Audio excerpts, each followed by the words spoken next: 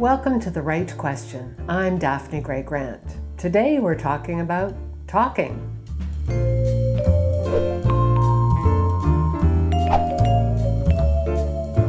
Today I'm answering a question from Susan Soriano from Hastings-on-Hudson, New York. Here's her question. When do you think it's safe to talk about your writing or writing project with non-writers? Thanks for your question, Susan.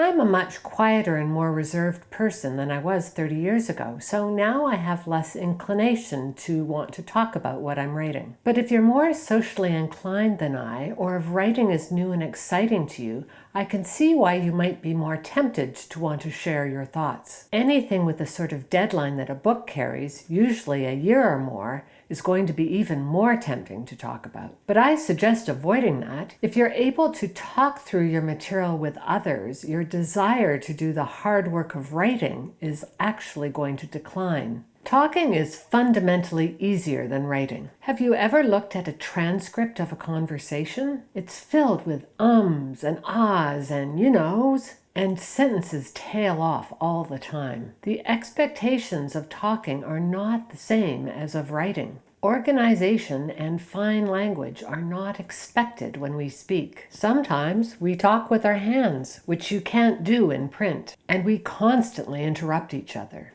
It's not hard to talk, but it's often hard to write. And if you can get satisfaction talking about your book, it won't be long before you decide that talking might be enough. If you force yourself to communicate these ideas only in writing, then you'll be able to continue writing even though it's harder. Furthermore, talking about writing is likely to trick your brain into thinking you already have written. Yep, our brains are annoying that way.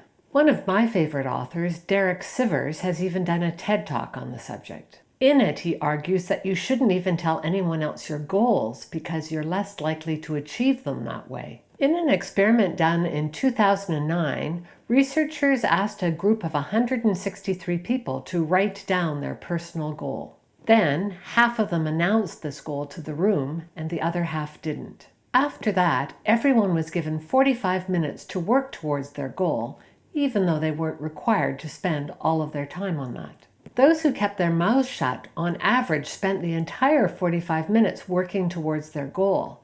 And afterwards, they said they felt they still had a long way to go before achieving it. But those who had announced it spent on average only 33 minutes, and afterwards said they felt they had moved much closer to achieving their goal.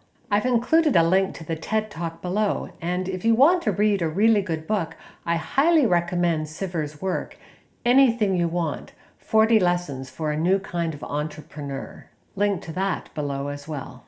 I know your question specified non-writers, Susan, but I think my answer applies equally to writers as well. The only exception would be if you had a technical writing type of problem that could be aided by a response from an experienced writer. In that case, don't yak about the whole book. Just ask about the specific problem you want to solve. Finally, while we're talking about writing, let me wrap up with a comment from the poet Robert Frost. Talking is a hydrant in the yard, and writing is a faucet upstairs in the house. Opening the first takes the pressure off the second. Thanks for your question, Susan. I hope you're able to keep the hydrant closed so that the faucet in your house can continue to release water. I mean words.